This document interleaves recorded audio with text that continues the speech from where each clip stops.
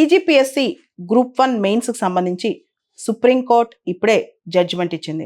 Group 1 పరీక్షల విషయంలో, mains పరీక్షల విషయంలో తాము జోక్యం చేసుకోలేమని చెప్పి సుప్రీంకోర్టు తెలిపింది.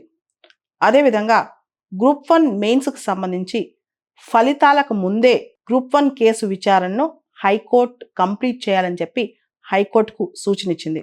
తెలంగాణ హైకోర్టులో కేసు విచారణ జరుగుతున్నందువల్ల తుది నియామకాలు హైకోర్టు తీర్పునకు కట్టుబడి ఉండేలా, లోబడి ఉండేలా హైకోర్టు స్పష్టం చేసినందున అక్కడే విచారణ జరపాలని చెప్పి సుప్రీంకోర్టు ఆదేశించింది.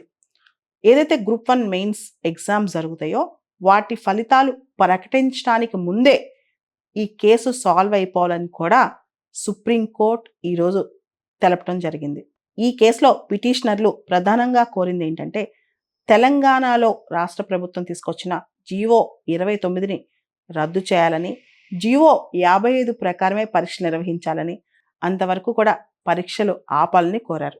అయితే అభ్యర్థులు పరీక్షా కేంద్రాల్లో ఉన్నప్పుడు ఈ టైంలో పరీక్షలు ఆపటం సరికాదని, ఫలితాల విడుదలకు ముందే హైకోర్టు నిర్ణయం తీసుకోవాలని చెప్పి కూడా సుప్రీంకోర్టు హైకోర్టును సూచించింది.